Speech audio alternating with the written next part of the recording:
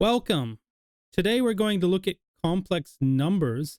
Now this is an elementary calculus tutorial, so this is all in preparation to be able to solve second order differential equations like what you see here at the bottom on the right hand side. And so the solutions to these involve complex numbers. And so the point of this exercise is to practice getting to know complex numbers so that you can do such problems in differential equations. Okay, so let's see. What are complex numbers? Well, they're numbers of the form a plus b times I, where a and b are both real numbers. So this says a and b are elements of the set of real numbers, and I is equal to the square root of -1, which incidentally is not a real number.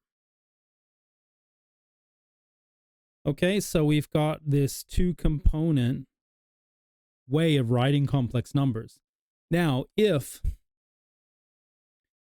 the coefficient of the I is equal to 0, so if b is equal to 0, then a, or a plus b, is just a real number. So what this means then is that the set of real numbers is a subset of the complex numbers. And so in mathematical notation, we write this like this, to say that the set of real numbers is a subset of the set of complex numbers. So this is contained totally inside the set of complex numbers. So if I give a geometric diagram of this, so this is the real part of a plus bi, which of course is just a. And then up here we have the axis for the imaginary part of a plus bi, which is b. And so if I represent a plus bi, I can represent it in terms of a real parts and b imaginary parts. So I can put it on a diagram. All right, now, given that you can put it on a diagram, we can also associate with that number to other key numbers. Okay, so here we would have the number 0. And so if I draw a line to that, I can ask the question, what is the distance of this number to the number 0? Because now we have a geometric notion of this complex number. So that distance is called the modulus of the complex number. And so using Pythagoras' theorem, where this is a right triangle, this distance is the square root of the sum of a squared plus b squared. And so this is called modulus. And the modulus generalizes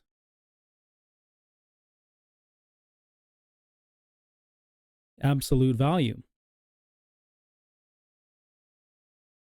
So notice we have the same symbols, the two vertical lines around the number.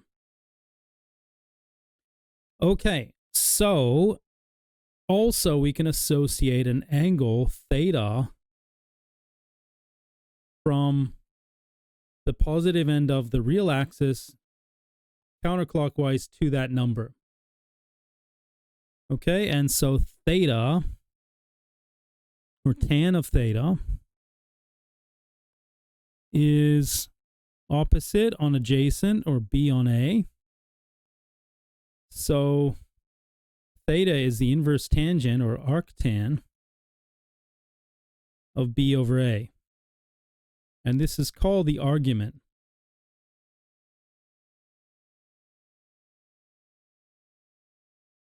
Of the complex number a plus bi. Okay, so now that we've got a little summary. We can start working on the problems, but I guess I should point out the fundamental theorem of algebra. It'd be silly to leave that out. It says that every polynomial with complex coefficients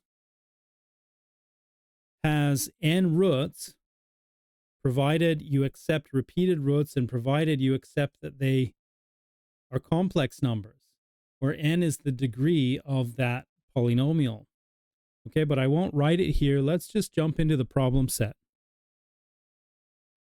All right, so question 1, express the square root of minus 121 in terms of I, which is the square root of minus 1. So what we can do here is say that this is the square root of 121 times the square root of minus 1. And then the square root of minus 1 is I. The square root of 121 is 11. So this is 11I. Okay, question 2. Now, incidentally, see if you can do these problems before I do, because, you know, I talk, I'm a little bit slow. Maybe you're faster. I hope you can do this faster than me. Okay, minus the square root of minus 49. This is minus the square root of 49 times minus the square root of minus 1. Okay, and so this is minus 7I. Okay, question 3. 3 root minus 48. Okay, can we simplify the square root of 48? So we have 3 times the square root of 48 times the square root of minus 1. And so this is 3 root 48I, but 48 is divisible by 4, and it's divisible by 16, isn't it? So it's 16 times 3. So we can write this as 3 root 16 root 3 root minus 1. Okay, the square root of 16 is 4. So we have 3 times 4 root 3I. 3 times 4 is 12. So 12 root 3I. So we've simplified that. Okay, question 4. Simplify the square root of minus 15 squared by expanding the brackets first. Okay, so if we expand the brackets first, then inside the square root, we now have a positive number. So 15 squared, isn't that 225? I think so. Okay, now if we take the square root, we get 15. All right, now let's do this another way and see if we can reconcile how the two are different. So we could also say this is the square root of minus 15 times the square root of minus 15, which is root 15I times root 15I. Now root 15 times root 15 is 15. So 15I squared. And so we get minus 15. So how does that agree or disagree with what we got above? Okay, so here I believe we're supposed to do the brackets first when we see that.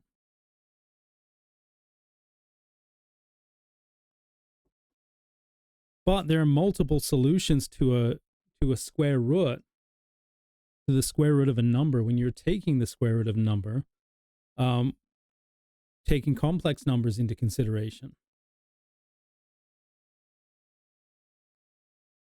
Okay, let's move on to question 5. Simplify the square root of minus 9 times the square root of minus 16.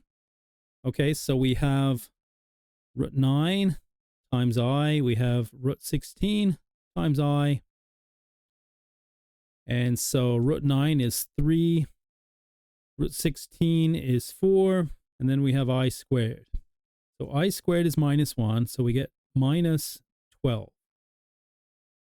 Okay, let's do question 6. Simplify minus 26 plus the square root of minus 64 .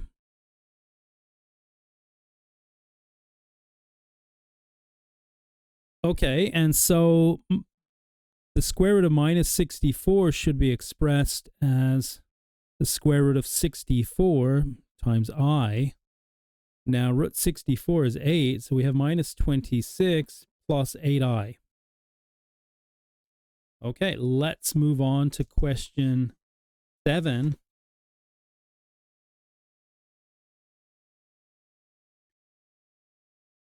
Simplify 5 minus 2 square root of 25i squared. Okay, so this is 5 minus 2 square root of minus 25. And so we have 5 minus 2 root 25 root minus 1. So 5 minus 2 times 5. 5 is the square root of 25. And then times I. So 5 minus 10i. Okay, question 8. Solve x squared minus 2x plus 2 equals 0. Okay, so let's use the quadratic formula for this one. So x equals negative b. So b is minus 2. So we have 2 for negative b plus or minus the square root of b squared. So that's minus 2 squared minus 4 times 1 times 2. So that's minus 4ac, and then that's all over 2 times a. So 2 times 1. Okay, let's simplify this. So we have x equals 2 plus or minus the square root of 4 minus 8 all over 2. And so this is minus 4 inside the square root. So we have 2 plus or minus root minus 4. So let's write that as root 4 times root minus 1. But root minus 1 is I. That's all over 2. And so one more line. The square root of 4 is 2. So each of these is divisible by 2. And so we're going to end up with 1 plus or minus I. Okay, let's move on to question 9. So question 9 says solve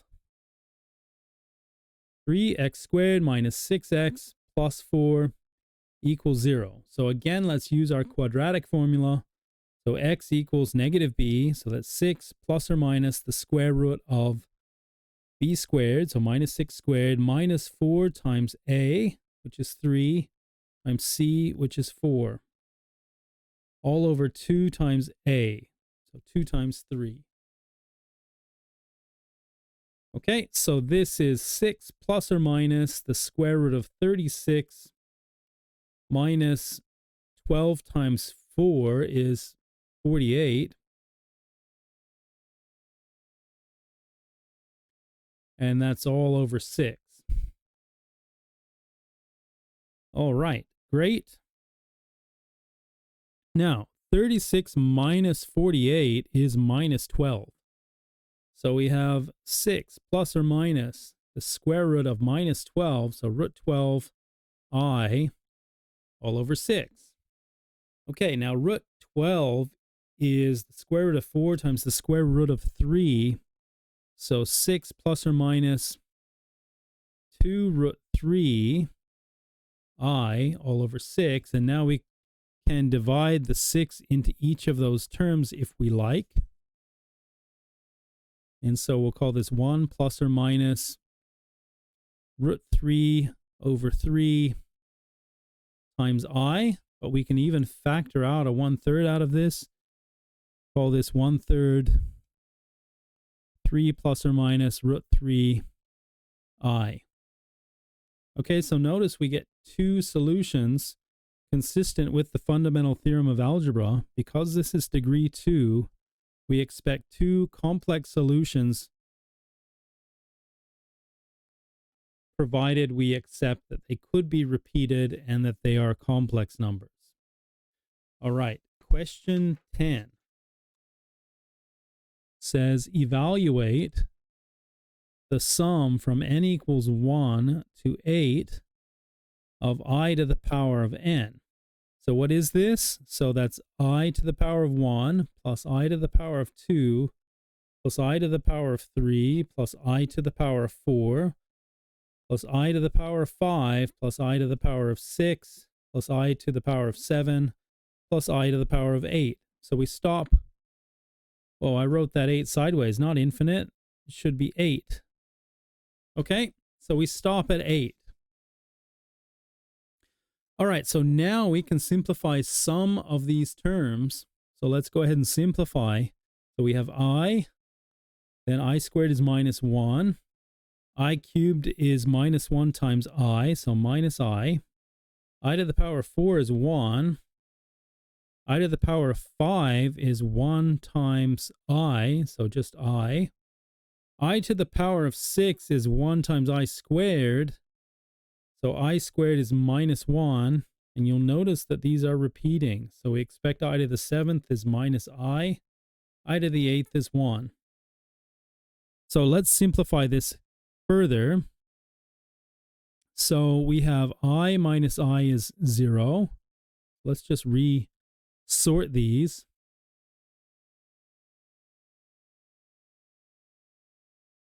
Okay, then we have plus minus 1 plus 1.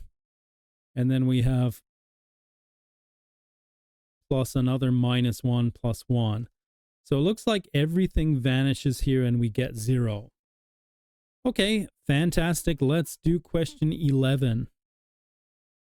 Simplify 3 minus 7i plus 2 minus I. Well, we have 3 plus 2. And then we have plus minus 7 minus 1 all times I. So this is 5 minus 8i. Okay, question 12. Simplify 5.4 minus 3.4i minus 2.9i brackets plus 5.5. Okay, so we want to add the real part to the real part and the imaginary part to the imaginary part. So then what we have is 5.4 minus 5.5, and then plus minus 3.4 minus 2.9 brackets times I. Okay, now 5.54 minus 5.5 is minus 0.1, and then minus 3.4 and minus 2.9 is, what is this, 6.3 minus 6.3? I. Okay, good. Continuing to question 13. So I'd better scroll this up.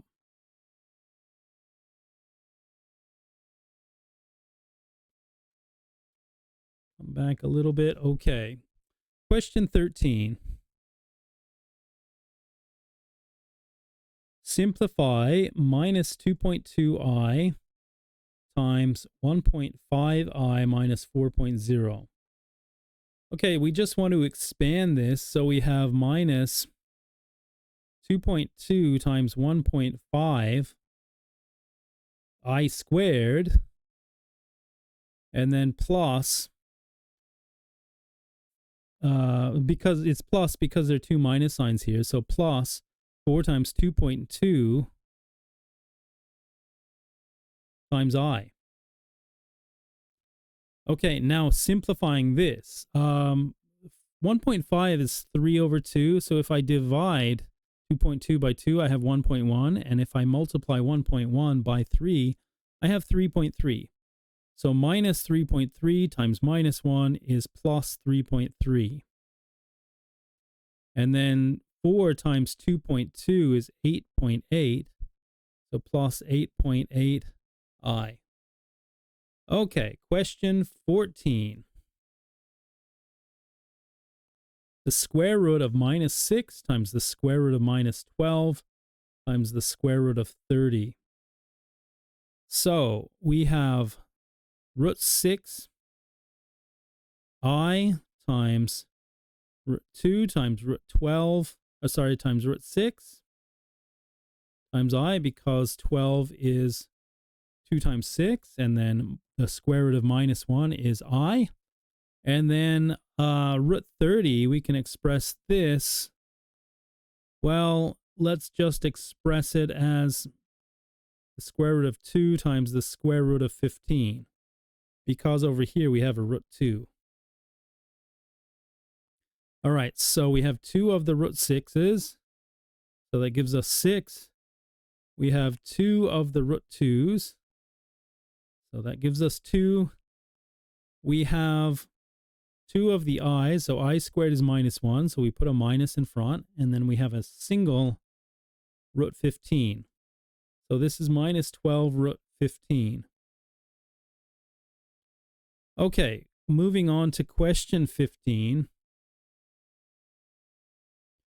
which says simplify 8 plus 3i times 8 minus 3i.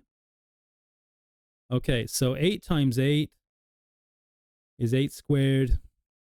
Then we have 8 times minus 3i, so that's minus 24i. Then we have 3i times 8, which is plus 24i. And then we have minus 3 squared, so 3 squared is 9. I squared is minus 1. Okay, and so the two terms in the middle vanish.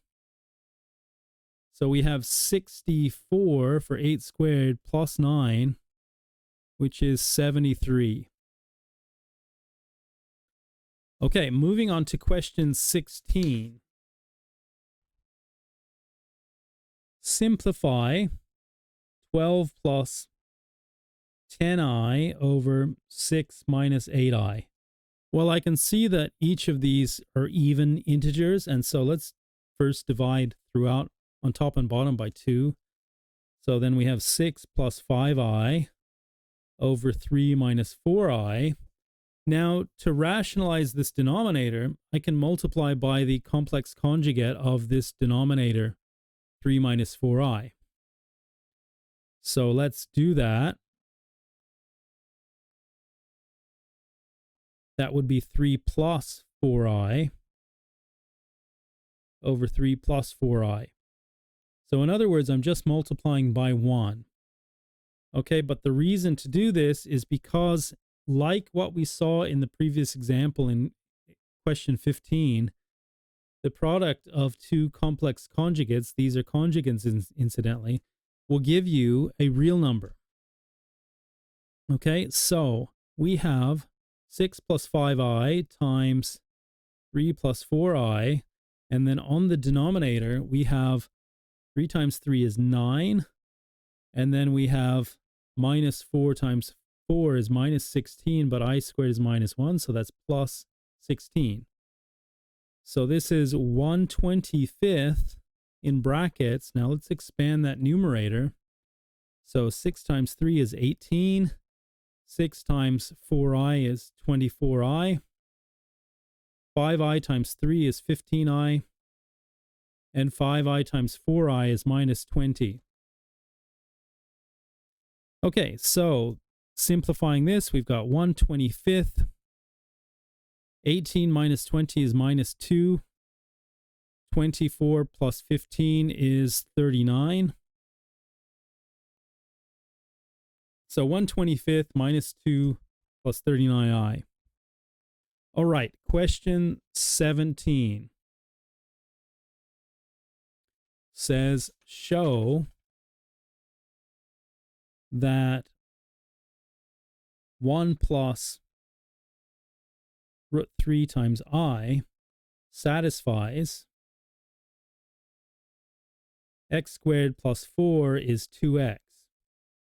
Okay, so let's square this number. X squared is 1 plus root 3i squared. And so this is 1 times 1 is 1 plus 2 times the product of the terms. So 2 root 3i. And then root 3i squared is 3 times minus 1.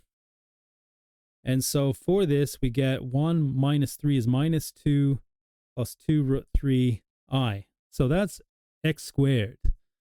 Okay, now x squared plus 4, just adding 4 to this, gives us 2 plus 2 root 3i. Now, if we take this number x and multiply it by 2, this is what we get.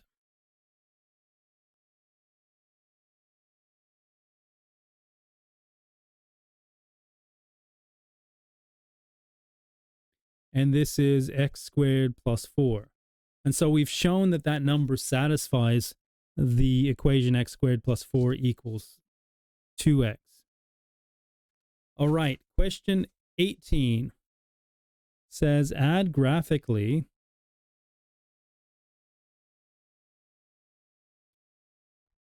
(2i) plus minus 2 plus 3i. Okay, so we're meant to draw a diagram to add these. So this is the real axis, this is the imaginary axis up here. So then 2i is our first number. I've colored in there. The second number, minus 2 in the real direction, is here, and then plus 3i. So it would be here. Okay, so if we want to add these, what we can do is treat these as vectors.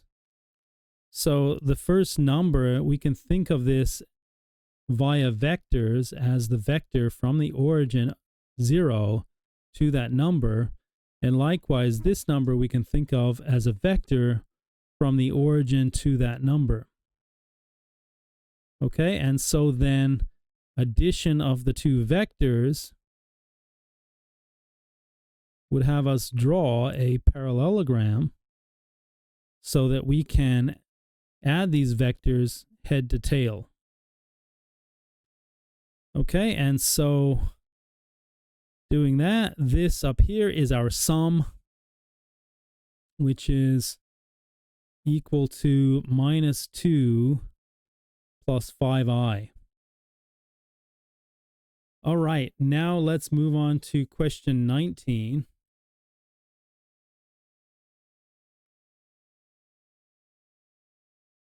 Add graphically minus 6 minus 3i to 2 minus 7i.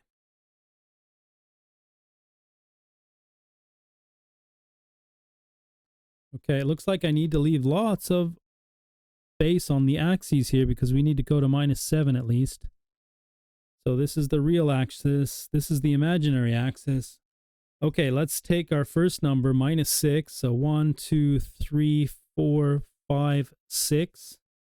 So there, and then minus 3 in the direction of the imaginary axis. So that brings us to about this point. Okay, now 2 minus 7i. So 1, 2 in the real part. 1, 2, 3, 4, 5, 6, 7 in the imaginary part. And so we have a point here. So let's label these.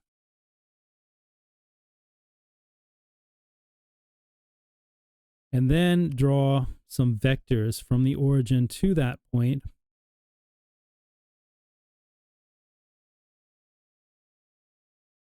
Okay, and so to add these, we need to use parallelograms. So I'll draw a vector that is parallel to this vector here.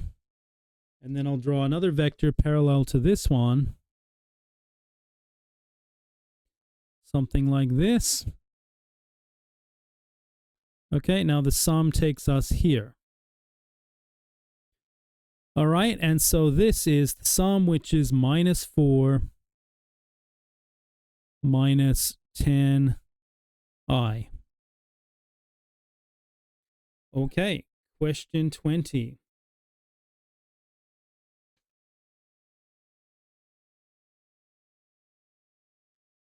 So this says draw three things on the same plot. Okay.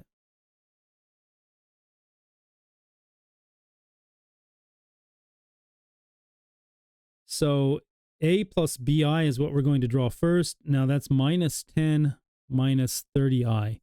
So put these close together.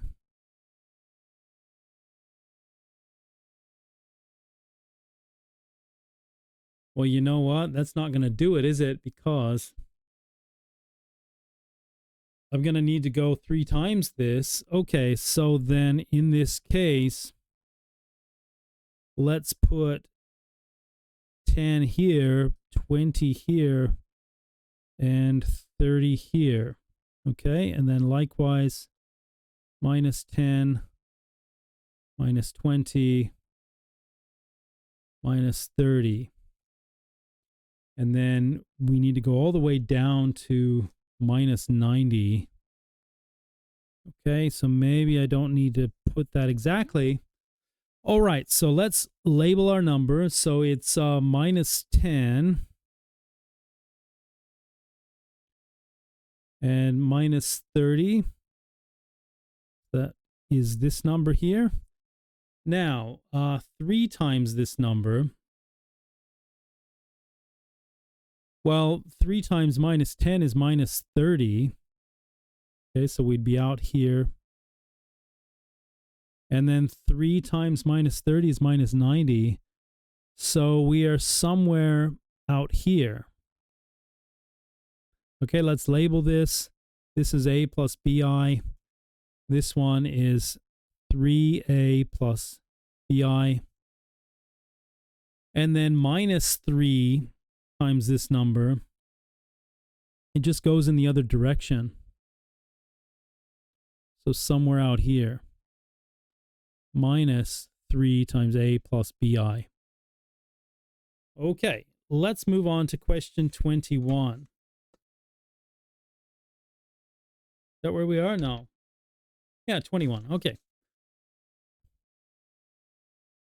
So 21 says, show graphically and give the polar form of the number, let's call it alpha, is minus 8 minus 15i. Okay, so first we can easily do this graphically. So minus 8. And then 4, 8, 16. Let's put 15 there. So something like this. Minus 8 minus 15i. Okay, because we're going to show this or give this in polar form also, what we need is the distance to the origin, and we need this angle.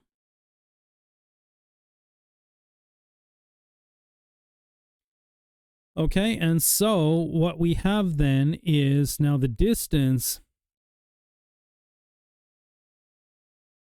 is the square root of minus 8 squared plus minus 15 squared. So we have the square root of 64 plus 225. And so that's the square root of 289. Is that 17 squared? Okay, what is the square root of 289? I think it's 17. Yep, okay. So this is our modulus for giving this in polar form, or the radius. And so we need the angle also. Now, what I want to do is draw a triangle here with its base on the real axis and think about the angle, say, phi in here. Okay, so what is that angle? Well, I can get it using tan. So tan of phi is opposite, which is 15 over adjacent, which is 8. And so phi is arctan of 15 over 8. Let's give a numerical approximation of this.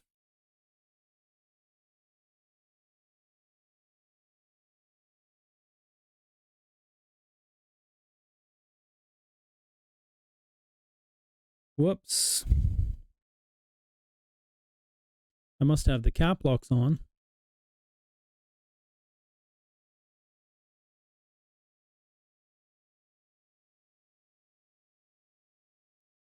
Okay, so I get 1.0808 for that angle phi. But now to start from the positive end of the real axis and go counterclockwise to our number, we need to add pi radians to this.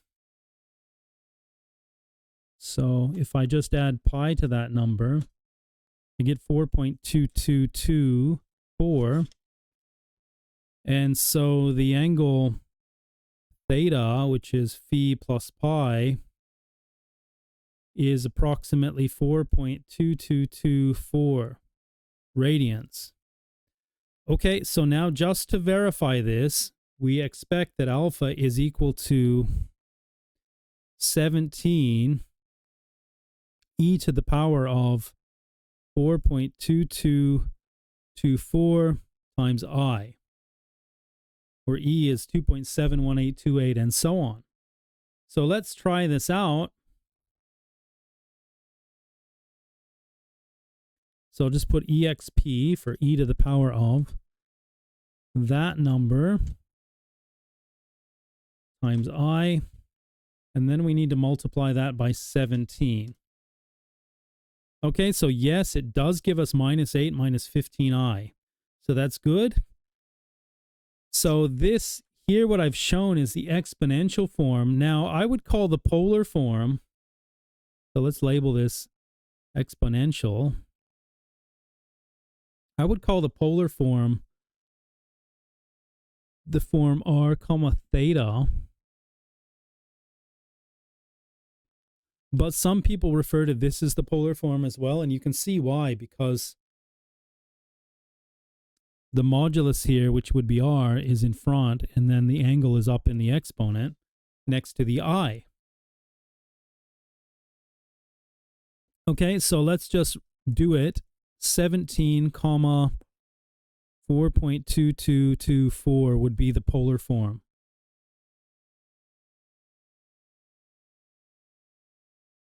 All right, let's do the same thing for minus 5 plus 12i. So this is question 22. Minus 5 plus 12i. Okay, let's call that alpha.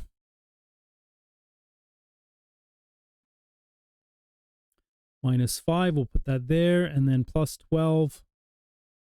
That about there. So here is our number. Okay, now the angle comes from the positive end counterclockwise up to alpha, but relevant to that would be this triangle with its base on the real axis. And so the length here is 5, the length here is 12. Let's call this angle phi. So phi is equal to the inverse tangent or arctan of opposite, which is 12, over adjacent, which is 5. And so let's approximate this.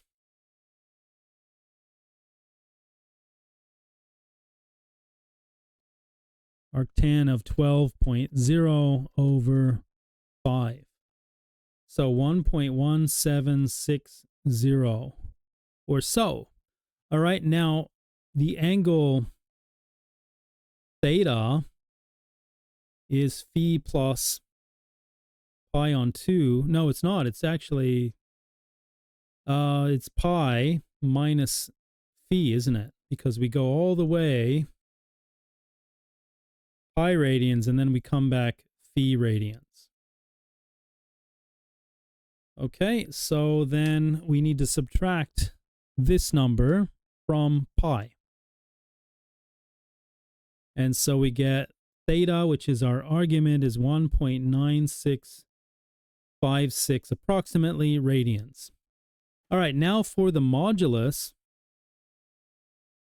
Modulus of alpha is the square root of minus 5 squared plus 12 squared. And I think this is 13, but let's find out. So 25 plus 144. So that sum is 169. And 13 squared is 169. So this is 13. All right, so the polar form would be 13, 1.9656. But let's check via the exponential form.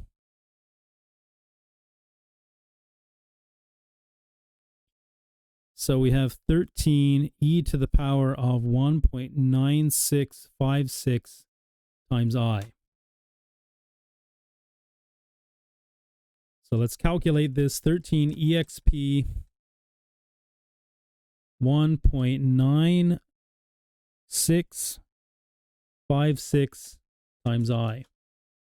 And yes, we get something numerically very close to minus 5 plus 12i. So I'm satisfied with that. It's just truncation error there. All right. Fantastic. Let's move on to question 23.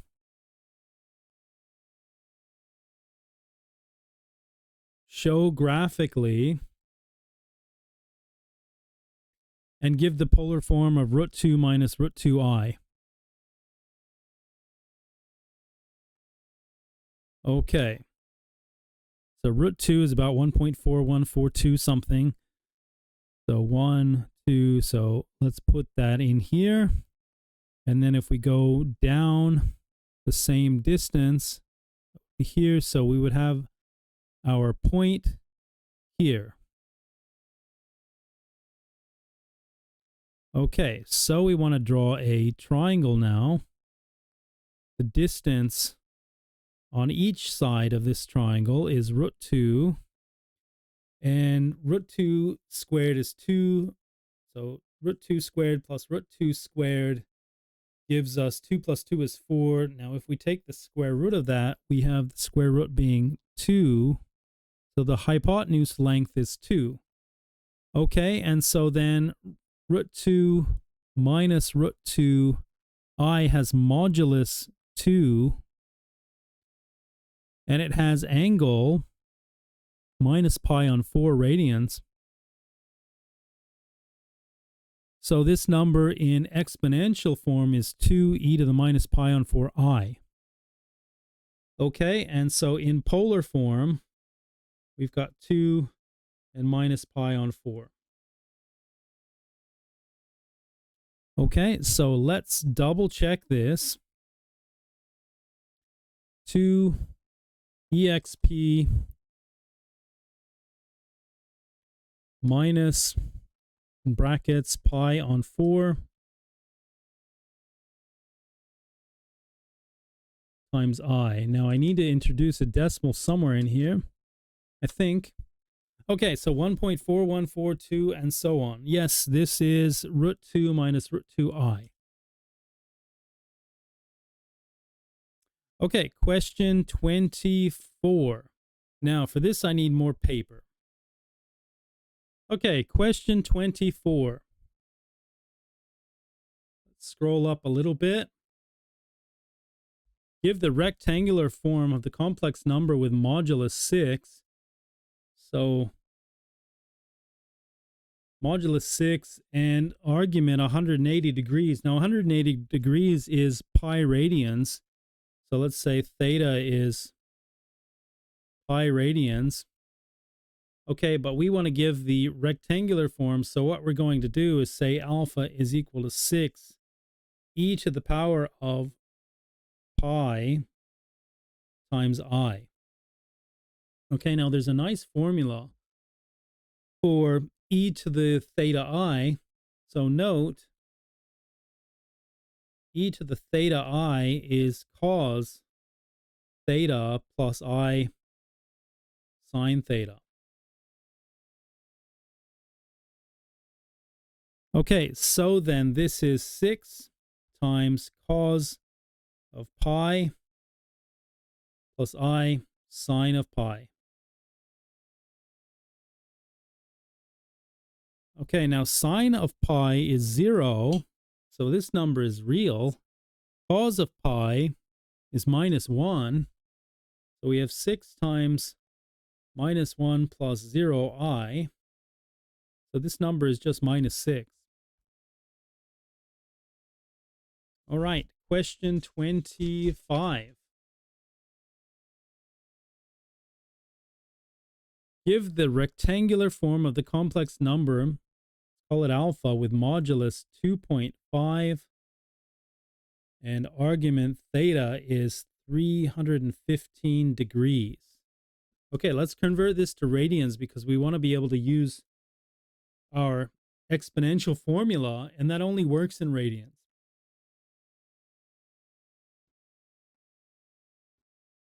So 315 degrees is equal to 315 degrees times pi radians over 180 degrees.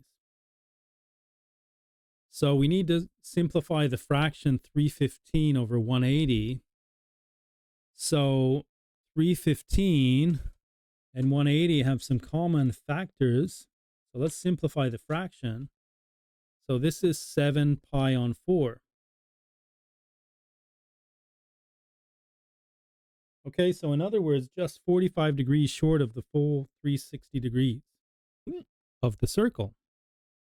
Now, what are we doing here? Question 25, giving the rectangular form of this. Okay, so alpha is equal to 2.5 e to the power of 7 pi on 4 times I. So this is 2.5 brackets cos of 7 pi on 4 plus I sine of 7 pi on 4. Okay, let's draw a triangle. Our number comes around, all the way around to here. Now inside, this angle here will be pi on 4 radians, and all the way around here is 7 pi on 4 radians. Okay, and so cos of 7 pi on 4 is adjacent over hypotenuse.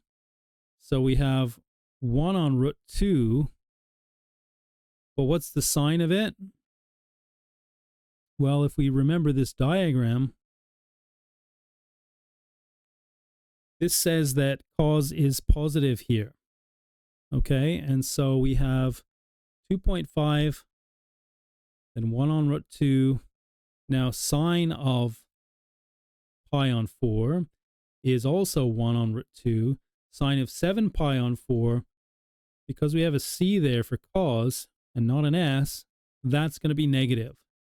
So we have minus 1 on root 2 for sine of 7 pi on 4. And then we have that I. Okay, now we can write this in terms of rational numbers times surds. So we can factor out the 1 on root 2 and call 2.5. We can call that 5 over 2. So 5 over 2 root 2 brackets 1 minus I. Okay, so this is a nice rectangular form. We can multiply top and bottom of this by root 2 to rationalize that denominator. So then we would get 5 root 2 over 2 times 2 is 4. 1 minus I. Okay, have we done the question? Give the rectangular form. Yes, we have, and you could even approximate that by punching that into a machine. Okay, next one, 26. Give the rectangular form of the complex number with modulus 15 and argument 0. So 15 cos of 0 0 degrees is 0 radians plus I sine of 0 degrees or 0 radians, since they're both the same there. Okay, so this is equal to 15 times 1 plus 0I, which is just 15. Okay, question 27. Give the exponential form of the complex number 576 cos of 135 degrees plus I sine of 135 degrees. Okay, so we want to use that result in reverse, that e to the theta I is cos theta plus I sine theta. Okay, because here we have cos theta plus I sine theta. We want to do that in reverse and pack this up into that exponential form. But we need these to be in radians to make sense of this. So 135 degrees is 135 degrees times pi on 180 degrees. And so let's calculate that. 135 on 180 is 3/4. So we have 3 pi on 4. Okay, and so this number is 576 e to the power of 3 pi on 4 all times I in the exponent. And so I think that completes question 27. Okay, give the exponential form in 28 of the complex number 2.1 cos of 588.7 degrees plus I sine of 588.7 degrees. Okay, well, we can just subtract a 360 from this first. So 588.7 minus 360 is 228. Remember, sine and cos are periodic functions of period, 2 pi radians or 360 degrees. And so now we need to take this 228 and convert this to radians. So 228.7 times pi on 180 degrees. So I want a numerical calculation of this.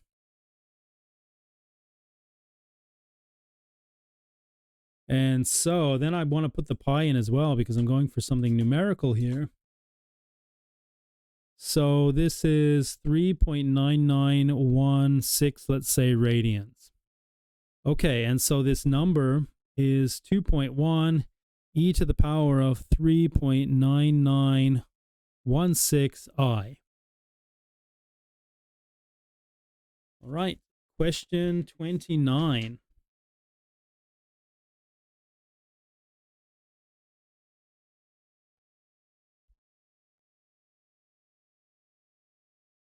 Give the exponential form of the complex number 16.7 cos of minus 7.14 degrees plus I sine of minus 7.14 degrees.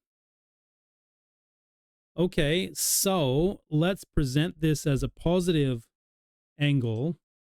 And to do that, I'll add 360 degrees to that.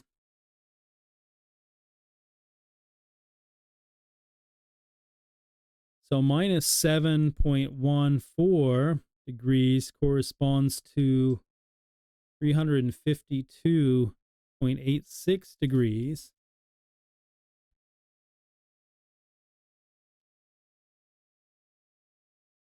Okay, and so this number we want to convert to radians. So I want to multiply by pi and divide by 180. And so we have that this number is 16.7 e to the power of 6.1586 I. All right, question 30. Give the polar and rectangular forms of 20.0 e to the 1.0 I. Well, it looks like we want this in numerical form because we've introduced decimal places in this problem. So this is, let's see, polar form would be 20, comma, 1, 20.0, 1.0. Okay, and then exponential is 20.0. Well, we've already got exponential. Okay, so we want rectangular. So rectangular then is 20.0 times cos of 1.0 plus I sine of 1.0. So let's simplify this. 20.0 bracket cos of 1.0 plus I sine of 1.0. Okay, and so we get 10.806 plus 16.829I. Question 31.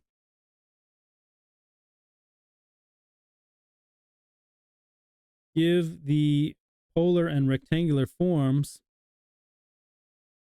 of 2.5 e to the 3.84I. Okay, so polar is 2.5 comma 3.84, and then rectangular is 2.5 brackets cos of 3.84 radians plus I sine of 3.84 radians. Okay, so we need to simplify this. So just change these numbers here. Cos of 3.84, sine of 3.84. And we have minus 1.914, say 7. If I chop that off at 4 decimal places, minus 1.6075I. All right, question 32. Give both the polar and rectangular forms of 0.8 e to the 3.0I. Okay, so in polar, we have 0.8 and 3.0 for the angle. So here's the radius, here's the angle.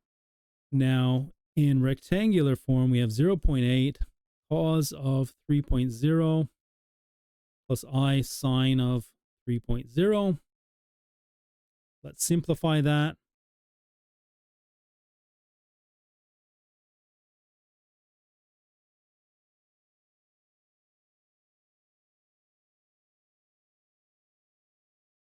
And we have minus 0.7920 if I round that to 4 decimal places, plus 0.1129I rounded to 4 decimal places. Okay, now that we've done a lot of practice with complex numbers, let's jump into some calculus and do question 33. So where we're asked to solve y double dash plus y dash plus y equals 0. So remember, we set out our characteristic equation, which would be lambda squared plus lambda plus 1 equals 0. Now we want to solve this for lambda. Okay, so let's use our quadratic formula. Lambda equals negative b plus or minus the square root of b squared minus 4 times a times c, also 1, okay, all over 2a.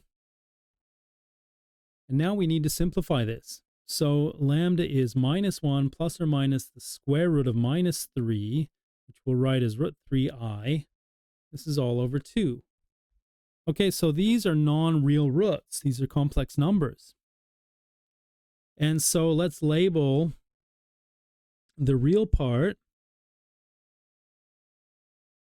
of lambda is minus a half. And the imaginary part of lambda, when we take the absolute value of that, we'll get root 3 on 2. Okay, now what do we do with this? Well, we can write down straight away that our solution, our general solution to this homogeneous second order differential equation is y equals e to the power of minus a half. And then we have cos of root 3 over 2x plus, and then we need a and b in here, right? A cos plus b sine root 3 over 2x. Okay, I forgot the x here. So we have y double dash minus y dash plus 3y equals 0. So the characteristic equation is lambda squared minus lambda plus 3 equals 0. Okay, so we solve this using quadratic formula. Negative b is plus 1, plus or minus the square root of minus 1 squared minus 4 times a times c all over 2 times 1. So we have then 1 plus or minus the square root of 1 minus 12 all over 2. And so this is 1/2 plus or minus root 11 on 2i. Okay, and then the real part is a half.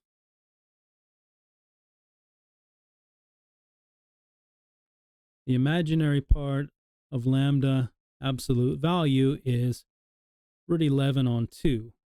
Okay, and so we can take these two numbers and write down our solution. E to the power of a half, a cos of root 11 on 2x plus b sine of root 11 on 2x. Okay, I forgot the x here.